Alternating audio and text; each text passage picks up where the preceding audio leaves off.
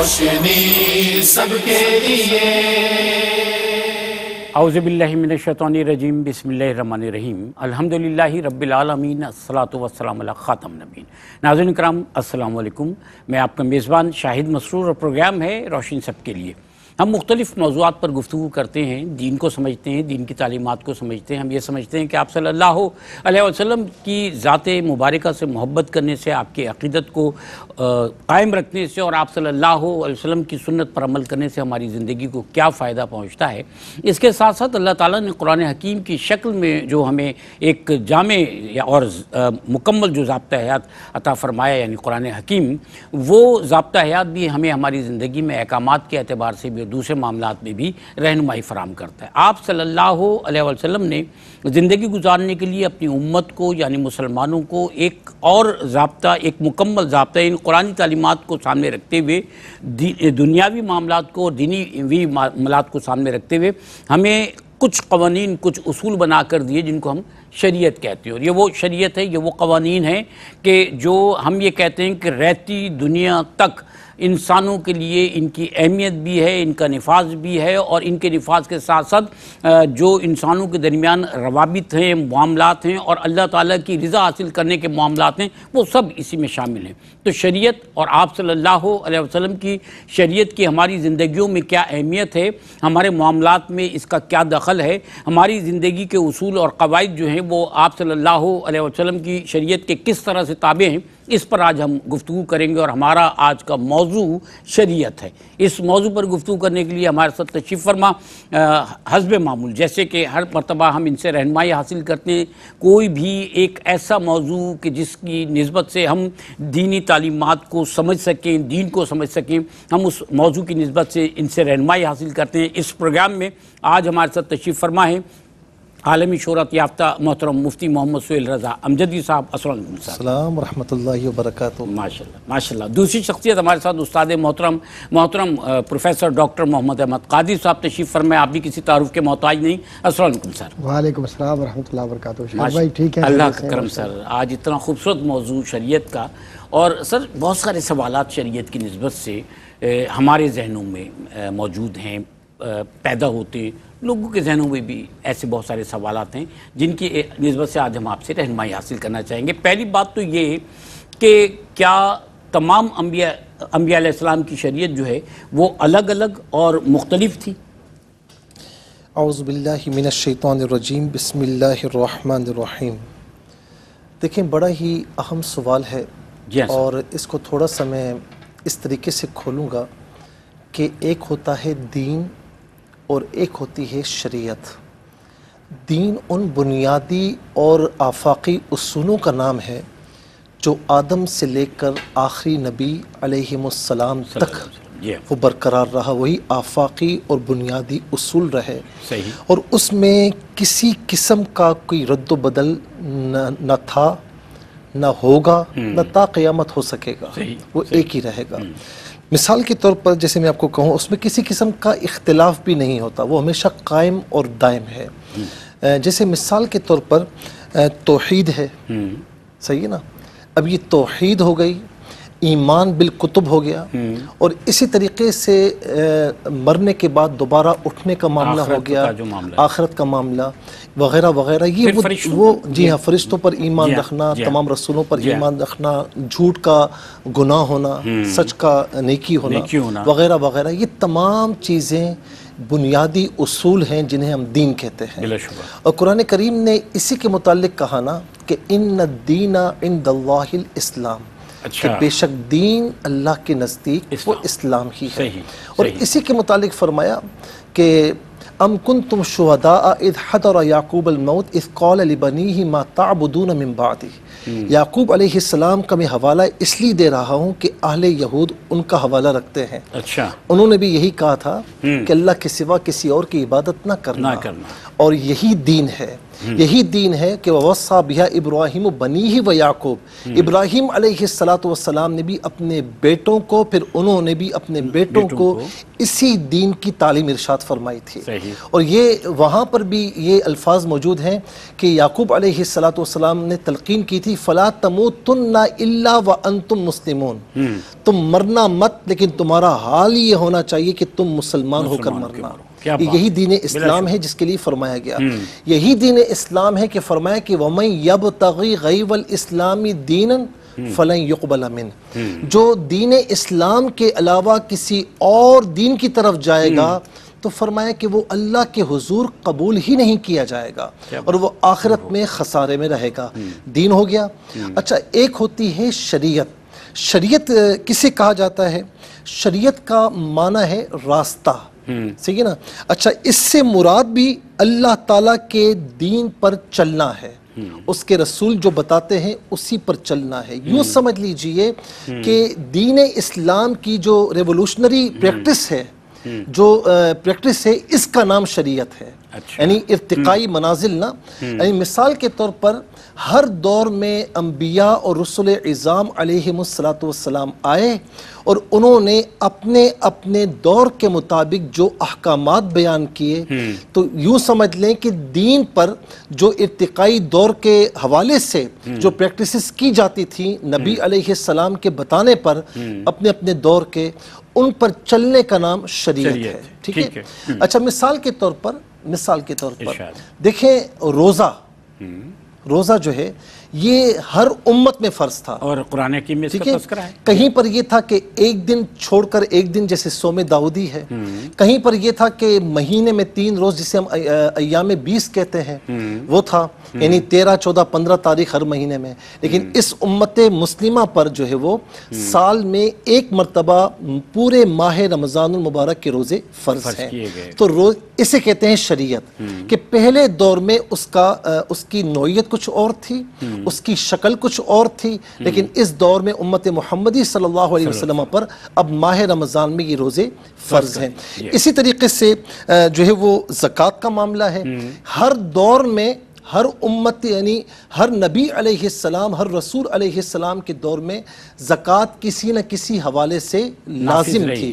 مثال کے طور پر میں آپ کو دوں کہ قارون کے پاس جب بڑی دولت کا انبار آیا تو موسیٰ علیہ السلام نے اس کو زکوٰۃ ادا کرنے کا حکم دیا تھا اور فرمایا تھا کہ جو اللہ تعالیٰ کا حق ہے وہ بندوں کو ادا کر، جو اس نے تجھے مال دیا۔ اس نے کہا کون سا مال؟ انما اوتیت علی علم عندی، میرے پاس میرا مال جو ہے وہ علم کی بدولت آیا، میری محنت کی بدولت آیا، میں کیوں دوں؟ اس نے دینے سے انکار کیا، تبھی اس کو عذاب دیا گیا، اور عذاب ایسا کہ فخسفنا به وبدارہ الارض، کہ ہم نے اس کو اس کے خزانوں سمیت زمین میں دسا دیا ہے اور تا قیامت وہ دستا رہے گا۔ تو اس کا مطلب یہ ہوا کہ یوں سمجھ لیجئے کہ حضور نبی کریم علیہ السلام کا جب دور آیا تو آپ نے اپنے دور کے اعتبار سے جو احکامات ہمیں عطا فرمائے یہ شریعت محمدی کہلاتی ہے۔ اب یہ شریعت چینج ہونے والی نہیں، کیوں کہ اب میرے نبی صلی اللہ علیہ وسلم پر نبوت کا دروازہ بند ہو چکا ہے، اب اس کے بعد کوئی نبی کسی رسول نے نہیں آنا، تو اسی لیے یہ شریعت محمدی تا قیامت رہے گی۔ اسی لیے فاروق اعظم رضی اللہ تعالی عنہ ایک مرتبہ تورات پڑھ رہے تھے تو آقا علیہ السلام نے اظہار فرمایا کہ آج اگر موسیٰ بھی ہوتے تو میری شریعت پر عمل ہوتا۔ کیا بات ہے! اور انشاءاللہ رہتی دنیا تک جیسے آپ نے فرمایا آپ صلی اللہ علیہ وسلم کی شریعت پر عمل ہونا ہے۔ ڈاکٹر صاحب، اب ڈاکٹر صاحب جیسے کہ مفتی صاحب فرما رہے تھے کہ تمام انبیاء علیہ السلام جو ہے ان میں سے مختلف انبیاء علیہ السلام نے اپنی اپنی شریعت اپنے اپنے دور کے حساب سے پیش کی تھی، تو اب اگر کسی بھی شریعت کا مذاق بنایا جائے، کسی بھی شریعت کی تحقیر کی جائے، تو ہماری جو شریعت ہے آپ صلی اللہ علیہ وسلم کی شریعت کے مطابق کیا حکم ہے؟ اعوذ باللہ من الشیطان الرجیم، بسم اللہ الرحمن الرحیم۔ مولایا صلی وسلم دائما ابدا علی حبیبک خیر الخلق کلہم، یا رب بالمصطفیٰ بلغ مقاصدنا واغفر لنا ما مضى یا واسع الکرم۔ سر قبلہ علامہ ابجدی صاحب نے دین اور شریعت کی جو بنیادی توضیحات کی ہے وہ بہت واضح ہے، اور سمجھ میں آتا ہے کہ کس طریقے سے اللہ تبارک و تعالیٰ نے دین کی اور شریعت کی دونوں کی حفاظت فرمائی ہے۔ ماشاءاللہ، جی ہاں، اور دونوں کی حفاظت اس لیے فرمائی ہے کہ ہم نے قرآن میں ان کو نازل کر دیا ہے، قرآن کے ذریعے محفوظ کر دیا ہے، دلوں میں محفوظ کر دیا ہے، عمل میں محفوظ کر دیا ہے، تو پھر کسی انسان کی یا کسی جن کی خواہش بھی ہو کہ وہ کچھ اس میں ڈال دے تو وہ اس لیے نہیں ڈال سکتا کہ اس کو استطاعت نہیں دی ہم نے کہ وہ نہ ڈال سکتا نہ نکال سکتا ہے۔ جی ہاں، تو پتہ چلا کہ شریعت کا جو بنیادی معاملہ ہے وہ ایسے ذرعی اصول ہیں اور ایسے بنیادی اصول ہیں کہ جن کو مستحکم کر دیا گیا ہے، اور پھر اس میں لا تبدیل لکلمات اللہ، کہ جو اللہ کے کلمات ہیں اس میں کہیں کوئی تبدیلی نہیں آ سکتی، کچھ نہیں ہو سکتا۔ بلا شبہ ہوتا یہ ہے سر کہ ہم مسلمان ہیں الحمدللہ، اور یہ دین ہمارا جو صحیح معنوں میں دین حضور کے ذریعے ہم تک پہنچا، اس کی خاصیت یہ ہے کہ یہ تمام انبیاء، تمام رسول، تمام انسانیت، تمام کتب اور جو جو ایمانیات کا حصہ ماضی میں رہے ہیں دین حنیف کا، ان سب کو مان کر شرعی اعتبار سے ان کی عزت اور حرمت کا خیال رکھ کر اپنی زندگی کو ایسے گزارنا کہ آپ کی زبان یا آپ کی جو باڈی لینگویج یا آپ کے بیان میں کہیں کسی قسم کی بھی توہین کا عمل نہ ہو، کسی کی بھی اعتبار۔ اگر کہیں آپ نے توہین کی حضرت موسیٰ علیہ السلام کی، حضرت عیسیٰ علیہ السلام کی، یہ سوچ کر کہ یہ یہودیوں کے نبی ہیں اور یہ عیسائیوں کے نبی ہیں، نہیں، تو وہ آپ اصل میں اللہ کے نبی کی اور اللہ کے پیغام کی توہین کر رہے ہیں، بلا شبہ، کیونکہ ان کے ذریعہ ہے۔ آپ کی اجازت سر بات کو جاری رکھیں، ایک وقفے پہ جاتے ہیں، حاضر ہوتے ہیں۔ دیکھیں گفتگو بڑی خوبصورت ہے، آپ کے ہماری زندگیوں کے لیے، ہماری آپ کی تعلیم کے لیے بہت ضروری ہے، ہماری نسلوں کی تعلیم کے لیے بہت ضروری ہے۔ ہم اور آپ ساتھ رہیں گے اور مزید سیکھیں گے۔ حاضر ہوتے ہیں۔ ناظرین کرام، روشن سب کے لیے اور روشن سب کے لیے آج کے پروگرام کو دوسرا سیگمنٹ ہے۔ آج ہم شریعت پر بات کریں۔ ہمارے ساتھ محترم مفتی محمد سہیل رضا امجدی صاحب تشریف فرمائے، محترم ڈاکٹر پروفیسر محمد احمد قادری صاحب تشریف فرمائے۔ شریعت کو سمجھتے ہوئے اب ہم ڈاکٹر صاحب سے یہ سمجھ رہے تھے کہ کسی بھی شریعت کا مذاق اڑانا، اس کی تحقیر کرنا، اس اعتبار سے جو شرعی حکم ہے، آپ فرما رہے تھے کہ اللہ تعالیٰ کے نبی جو ہیں ان کی شریعت کا مذاق اڑانا، تحقیر کرنا جو بہت بڑا گناہ ہے۔ دیکھیے یہ واحد دین اسلام ہے جی سر، جس نے اللہ تبارک و تعالیٰ کے ایک ایک لفظ کو محفوظ بھی کیا اور اللہ تبارک و تعالیٰ کے ایک ایک حکم کو مسلمانوں کی زندگی کا حصہ بنا دیا۔ اچھا، جہاں تک مذاق اڑانے کی بات ہے نا، تو صرف شریعت کی بات نہیں ہے، دین اسلام تو اتنا خوبصورت دین ہے کہ یہ کہتا ہے کہ کتب سماوی کا مذاق اڑا رہے ہو تب بھی غلط ہے، عبادات کا مذاق اڑا رہے ہو تب بھی غلط ہے، حضور کی سنت کا مذاق اڑا رہے ہو تب بھی غلط ہے، حضور کے لباس کا، یہاں تک کہ گزشتہ پروگرام میں شاید بھائی اگر یاد ہوگا تو حضرت قبلہ اگر اجازت دیں تو وہ جو کدو حضور کریم صلی اللہ علیہ وسلم تناول فرما رہے تھے اور قاضی ابو یوسف کے سامنے صرف یہ جملہ کہا تھا کہ مجھے کدو پسند نہیں ہے، توہین نہیں کی تھی، پسند نہیں ہے، کہا میرے نبی کو جو پسند ہے وہ تجھے پسند نہیں ہے، تلوار نکال لی۔ تو پتہ چلا کہ آپ لفظاً یا مانن کہیں بھی کسی بھی قسم کا اگر کوئی توہین کا لفظ بھی استعمال کرتے تو اللہ کو پسند ہی نہیں ہے۔ دیکھیے قرآن کریم کی آیات میں نظر کرنا چاہوں گا، سورہ انعام آیت نمبر 10 میں، اور تم سے پہلے پیغمبروں کے ساتھ تمسخر ہوتے رہے ہیں، سو جو لوگ ان میں سے تمسخر کیا کرتے تھے ان کو تمسخر کی سزا نے آ گھیرا۔ بلا شبہ۔ اب اس کا مطلب یہ ہوا کہ اگر کوئی دین کا مذاق اڑاتا ہے تو یہ مت سوچئے کہ بظاہر آپ کے ساتھ کچھ بھی نہیں ہو رہا، عذاب آپ پر اترنا ہے، خواہ یہاں اترے، قبر میں اترے، آخرت میں جائے، لیکن اس کا جواب دینا ہوگا۔ بلا شبہ۔ ایک بات تو یہ ہو گئی۔ ٹھیک ہے۔ دوسری بات یہ کہ مجھے وہ واقعہ یاد آ رہا ہے کہ حضرت صفیہ ام المؤمنین رضی اللہ تعالیٰ عنہ اور حضرت حفصہ رضی اللہ تعالیٰ عنہ ام المؤمنین، کہیں یہ جملہ کہہ دیا انہوں نے کہ تم تو یہودی کی بیٹی ہو۔ اچھا، تو یہ مذاق مارنے والی بات ہے نا، قرآن کریم کی آیت آئی نا کہ اور ایک دوسرے کا مذاق مت اڑاؤ اور یہ ولا تنابزوا بالالقاب، برے القاب سے یاد نہ کرو۔ تو یہ پوری ترتیب کے ساتھ چل رہا ہے، شان نزول میں 5-6 آیتیں تو حجرات، اس میں ایک جگہ پر جا کر جب یہ جملہ آیا تو یہ رونے لگیں۔ اچھا، اور جب رونے لگی حضرت صفیہ رضی اللہ تعالیٰ عنہ تو حضور کی شکایت کی کہ مجھے آج حضرت حفصہ نے یہ بات اس طریقے سے کہی اور طعنہ دیا کہ تم یہودی کے اولاد ہو، تو کہا کہ تم یہ کہہ دیتی کہ میں نبی کی اولاد ہوں، حضرت ہارون کی اولاد. کیا بات ہے، سبحان میرے اللہ. نبی کا طریقہ. جی جی جی جی. اور اس کے بعد حضور نے فرمایا کہ اللہ کو یہ پسند نہیں ہے کہ کوئی کسی کا مذاق اڑائے، کیا بات کوئی نسب کی برتری دکھائے اور کوئی اپنے آپ کو اس اعتبار سے برتر سمجھے کہ وہ کسی اعلیٰ درجے کا فرد ہے. تو پتہ یہ چلا کہ دین اسلام نے کسی بھی اعتبار سے اس کی اجازت نہیں دی. اب اچھا آج کے دور پہ بات کر لیتے ہیں. ارشاد صاحب. جی. اکثر و بیشتر ہم اپنی لا علمی کی بنیاد پر گفتگو کرتے ہوئے داڑھی کا مذاق اڑاتے ہیں. کسی نے سنت رکھی ہے، کسی بھی طریقے سے رکھی ہے. آپ کو یہ حق نہیں ہے کہ میرے نبی کے کسی عمل کو ظاہراً یا باطناً کوئی بھی فرد اپنا رہا ہو اور آپ اس کا مذاق اڑا رہے ہو. بلا شبہ. دوسرا، ارے جناب میں تو ابھی فجر پڑھ کر آیا ہوں، آپ تو سوتے رہے ہوں گے. نہیں، آپ کا یہ حق نہیں ہے کہ آپ یہ گفتگو کریں، اس لیے کہ فجر آپ نے اللہ کی رضا کے لیے پڑھی ہے، اس کے لیے دعا کریں کہ اللہ تعالیٰ کو دل کے تانا مت دے اس کو. تانا نہ دیں. صحیح بات. اسی طریقے سے لباس کے اندر ہوتا ہے. جناب آپ نے تو پینٹ شرٹ پہن لی ہے، پینٹ شرٹ والے یار نماز کیا جانے. اور بھائی پینٹ شرٹ ہو، شلوار کرتا ہو یا کوئی ظاہری اعتبار سے کچھ بھی ہو، تو مذاق اڑانا، برے القاب سے یاد کرنا، کانا، لنگڑا، لولا، کسی کو نعوذ باللہ. ابھی آپ فرما رہے تھے نا برے القاب سے قرآن حکیم میں ہے سورہ حجرات میں. جی ہاں بلا شبہ. تو کہنے کا مقصد صرف جملہ مکمل کر کے قبلہ کی طرف جی بالکل جانا ہے. تو میں عرض کروں گا کہ ہمیں اس بات کا بہت خیال رکھنا ہے کہ شریعت نے راستے متعین کر دیے ہیں. ہمیں اس بات کا حق نہیں ہے کہ ہم کسی کے رنگ پر یا کسی کے نسب پر یا کسی کی زبان اگر توتلی ہے اس پر یا اگر چل نہیں پا رہا اس پر مذاق اس کا اڑائے. اس لیے کہ قرآن کہتا ہے ہو سکتا ہے تم سے بہتر ہو، تم سے بہتر ہو. حضرت بلال حبشی رضی اللہ تعالیٰ عنہ دیکھیں ان کی مثال ہے نا. نہیں سر، آپ نے جو کچھ سمجھایا بہت اچھی بات کی ہے. آج کی نسل کی تربیت یہی ہونی چاہیے، انہی بنیادوں پر ہونی چاہیے. سر اب شریعت کی بات ہے. اب شریعت کو ہم دیکھتے ہیں کہ رہتی دنیا تک شریعت، آپ صلی اللہ علیہ وسلم کی شریعت، اللہ تعالیٰ نے قرآن حکیم اور آپ صلی اللہ علیہ وسلم کی نبوت اور شریعت کی حفاظت فرمائی ہے اور فرماتا ہے، فرمائے گا.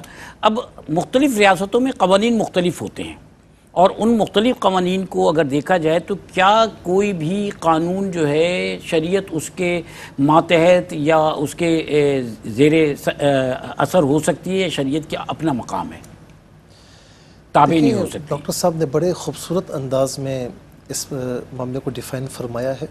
اب جو آپ کا سوال ہے، دیکھیں بات یہ ہے کہ میں پہلے شریعت اور دین جو ہے اس کی تعریفات بتا چکا ہوں. آپ نے فرمایا. اور اس کو آسان لفظوں میں یوں سمجھ لیں کہ دین کو مختلف زمانوں کے اعتبار سے اس کو اپلائی کرنا یہ شریعت کہلاتا ہے. بلا شبہ. اچھا، یہ ایرا غیرہ لے کر نہیں آتا، یہ نبی اور رسول علیہ السلام لے کر آتے ہیں. بلا شبہ. اور اللہ تعالیٰ فقط ان کو پیغام بھجوانے پر نہیں رکھتا، اللہ تبارک و تعالیٰ اتھارٹیز کے ساتھ انہیں مبعوث فرماتا ہے. وہ اللہ کے نبی ہیں، اللہ کے رسول ہیں. یہاں پر کوئی آ جائے کہ مجھے فلاں نے بھیجا تو ہم کھڑے ہو جاتے ہیں، اس کا ادب و احترام کرتے ہیں. یہاں اللہ رب العالمین ہے اور اس نے ان کا انتخاب ازل سے فرمایا ہے. سبحان اللہ. جی ہاں. ایسا نہیں کہ اچانک انتخاب ہو گیا بھیج دیا، ایسا نہیں ہے. ازل سے ان کا انتخاب ہو چکا ہے، یہ منتخب ہو چکے ہیں. جی انسانوں میں، کائنات میں ان سے بڑھ کر کوئی بھی نہیں ہے. بلا شبہ. اچھا، اب میں تھوڑا سا اس معاملے میں لوجک کی طرف آؤں کہ چونکہ جو شریعت ہے نا، اس کو بیان کرنے والے انبیاء علیہم السلام ہیں اور ہمارے لیے حضور نبی کریم صلی اللہ تعالی علیہ وسلم ہے. تو حضور نبی کریم علیہ السلام نے کبھی وہ بات ہی نہیں فرمائی جو اللہ نے نہ فرمائی ہو. اللہ تعالیٰ نے اور یہ بات ہم نہیں کہہ رہے، وہ فرماتا ہے کہ وما ينطق عن الهوى ان هو الا وحی یوحى، کہ ہم یہ میرا نبی اپنی خواہشات سے کچھ نہیں فرماتا، جو ہم فرماتے ہیں وہی فرماتا ہے. اچھا، یہاں پر آپ دیکھیں کہ دیکھا جائے تو حاکمیت اعلیٰ جو ہے وہ اللہ تبارک و تعالیٰ کی ہے اور اسی طریقے سے شریعت بھی اسی کی بنائی ہوئی ہے، اسی کی بتائی ہوئی ہے. اچھا، یہاں پر یوں سمجھ لیں کہ اس کی بنیاد میں ہمارے دو عقیدے شامل ہیں. اچھا. نمبر ایک کہ اللہ تبارک و تعالیٰ کی حاکمیت سب سے اعلیٰ، بلا شبہ، اس کی حکومت سب سے اعلیٰ، سب سے اعلیٰ. ٹھیک ہے نا. اسی طریقے سے اللہ تبارک و تعالیٰ کی قدرت سب سے اعلیٰ، اس سے بڑھ کر کوئی بھی نہیں اقتدار اعلیٰ اس کے پاس یعنی ہے، عالم الغیب وہی ہے، ان اللہ علی کل شیء قدیر وہی ہے، ٹھیک ہے نا؟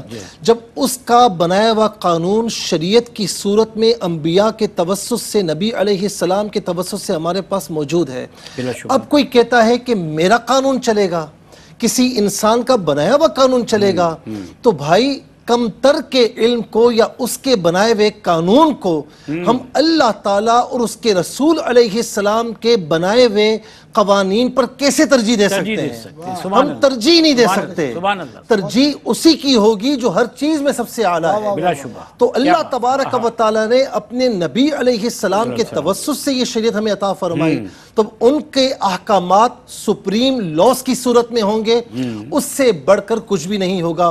وہ قوانین جو شریعت مطہرہ کے ساتھ متصادم نہیں ہیں، ٹھیک ہے، اس پر عمل کیا جائے گا، جو متصادم ہے تو پھر اس کی پرواہ نہیں کی جائے گی، وہ ایک سائٹ پر ہے۔ سب سے بڑھ کر قوانین ہیں اللہ تعالیٰ اور اس کے رسول علیہ السلام کے شریعت محمدی علیہ السلام کی صورت میں۔ خود اللہ رب العالمین فرماتا ہے لِكُلٍّ جَعَلْنَا مِنْكُمْ شِرْعَةً وَمِنْهَاجًا، ہم نے ہر امت کے لیے دین ایک رکھا، لیکن ہر امت کے لیے احکامات مختلف رکھے ہیں۔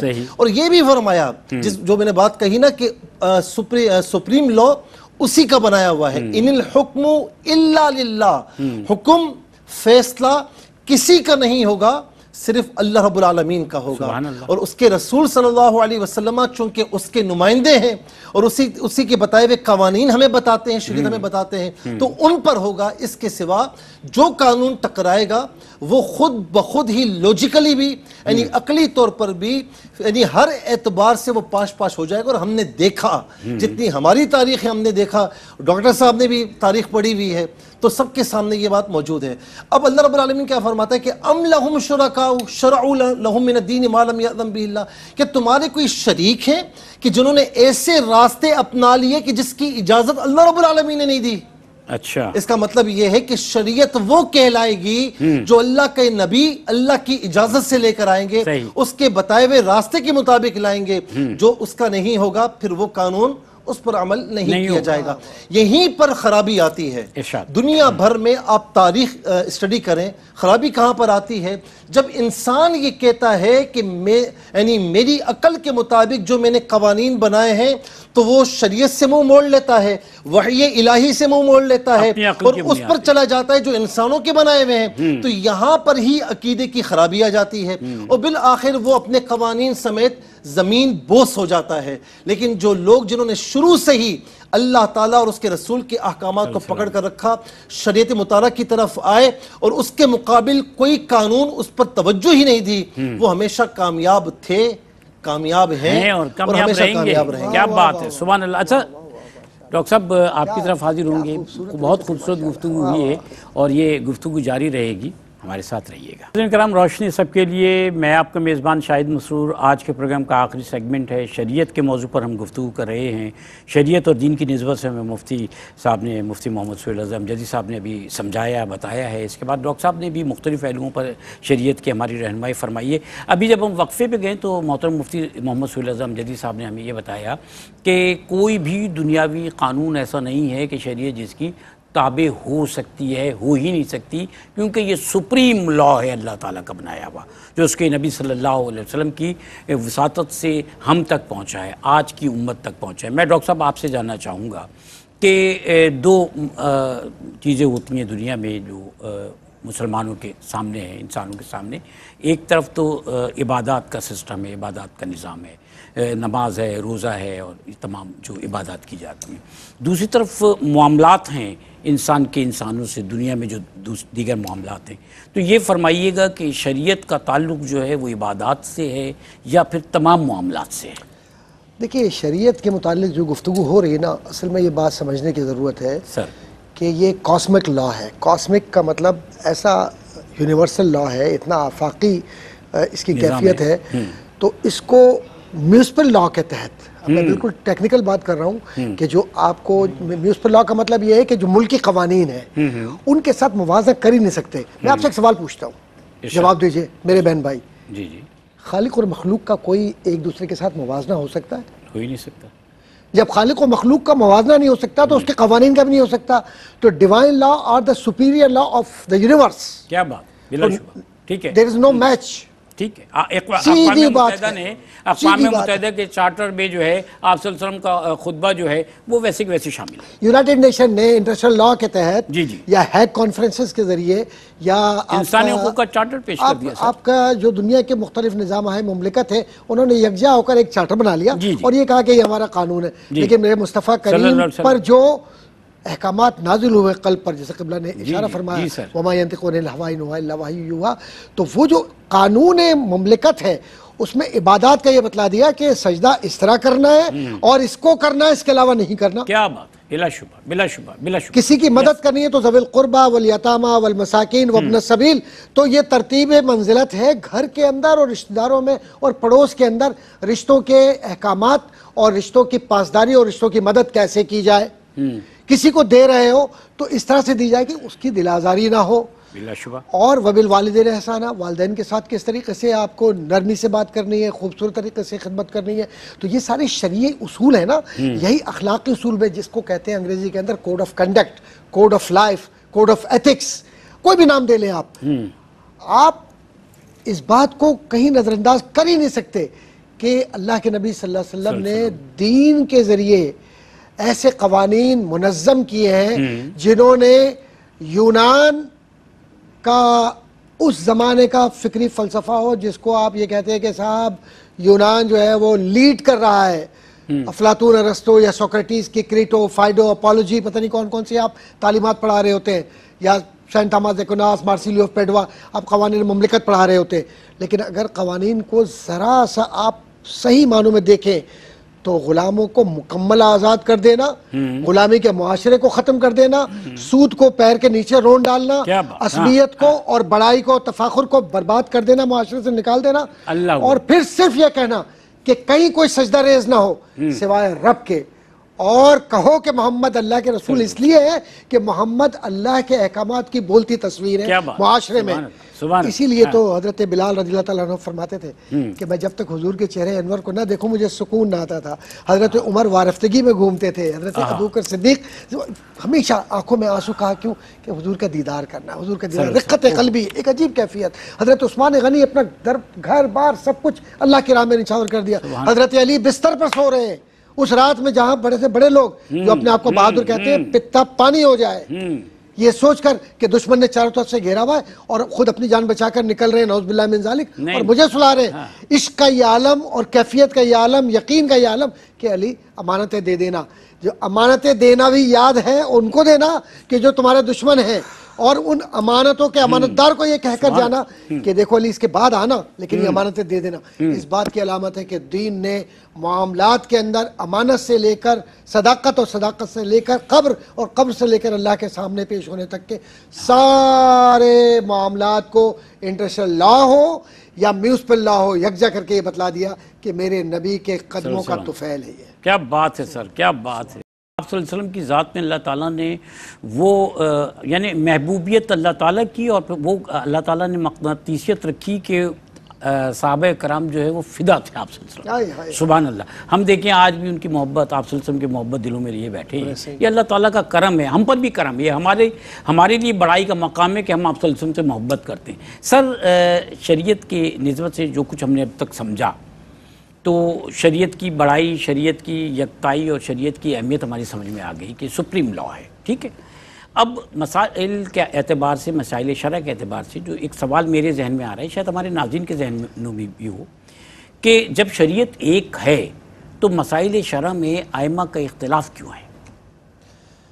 دیکھیں ڈاکٹر صاحب نے ماشاءاللہ بڑے خوبصورت انداز میں ترجمہ فرمایا اپنی بات کا. بات یہ ہے کہ جو میں نے عقل اور وحی الہی کی بات کی نا, جنہوں نے عقل کو وحی الہی پر ترجیح دی وہ خاسر ناکام ہوئے. اچھا, اس کا مطلب یہ ہرگز نہیں کہ عقل کو چھوڑ ہی دیا جائے. عقل ہے, عقل بھی ہے, وحی الہی بھی ہے, لیکن کبھی کبھی بہترین کومبو یہ ہے, بہترین کومبو یہ ہے کہ جہاں عقل اعتراض کرے اور دین کی بات وحی الہی کی بات ہو تو وحی الہی کو ترجیح دی جائے، عقل کو بھی سائڈ پر کر دیں، ٹھیک ہے نا؟ اس موقع پر جس نے عقل کو ترجیح دی وہ مارا گیا پھر۔ اچھا، جو اب آپ نے سوال کیا، مسئلہ یہ کہ شریعت ایک ہونے کا مطلب یہ ہے، امت محمدی میں شریعت محمدی ہے نا، ایک ہے، اس کے ریسورسز ایک ہیں، اور وہ کیا ہیں؟ اللہ اور اس کا رسول عز و جل علیہ السلام۔ اس اعتبار سے شریعت ایک ہے۔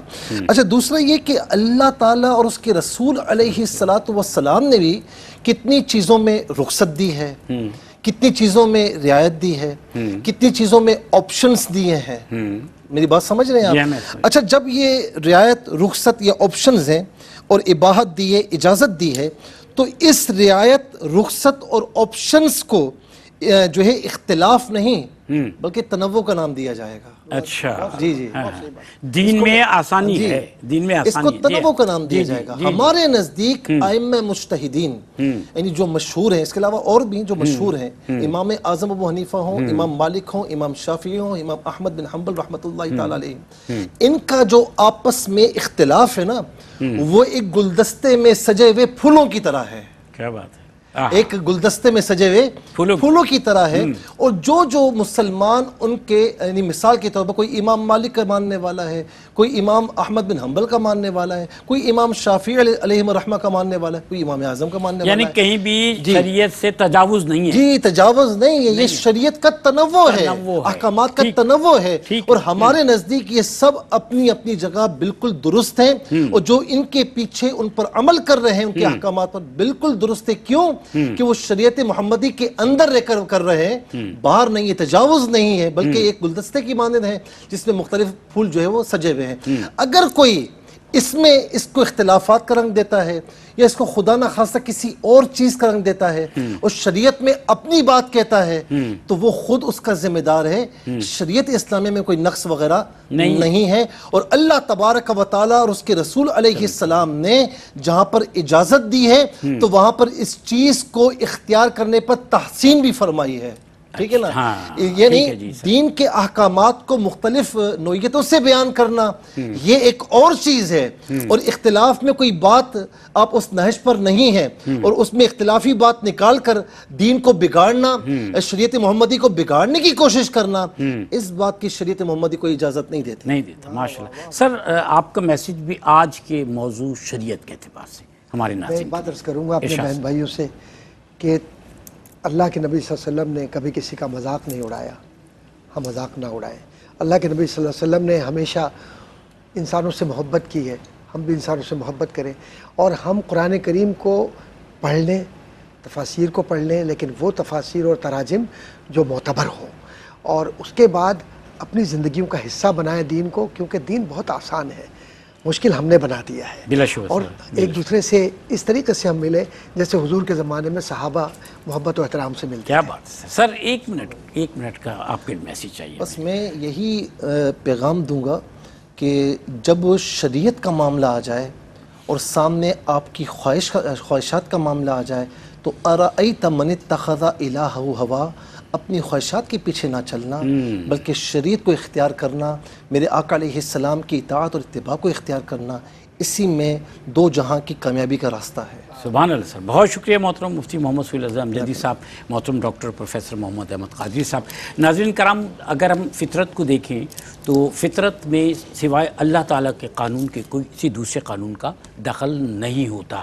فطرت کی آبیاری تبھی ہوتی ہے جب قانون فطرت یعنی اللہ تعالیٰ کے قانون کے مطابق نشوونما ہوتی رہے۔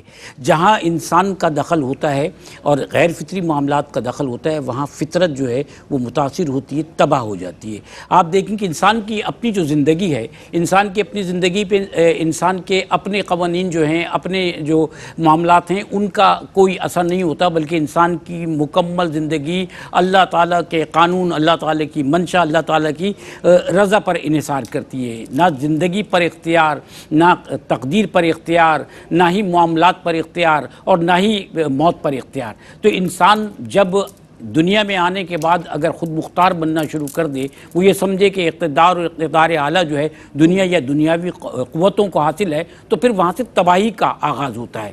اگر ہم اپنا توکل اللہ تعالیٰ پر رکھیں، ہم اپنا ایمان اللہ اور اس کے رسول اور ان کی تعلیمات پر رکھیں، تو زندگی میں ہمارے لیے یہ وہ سیدھا راستہ ہے جس میں روشنی بھی ہے اور جس کی منزل جو ہے وہ بھی آخرت میں سرخروئی ہوتی ہے. اپنی دعاؤں میں یاد رکھیے گا.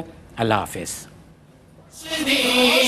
روشنی سب کے لیے روشنی روشنی سب کے لیے روشنی روشنی سب کے لیے روشنی روشنی سب کے لیے روشنی روشنی سب کے لیے روشنی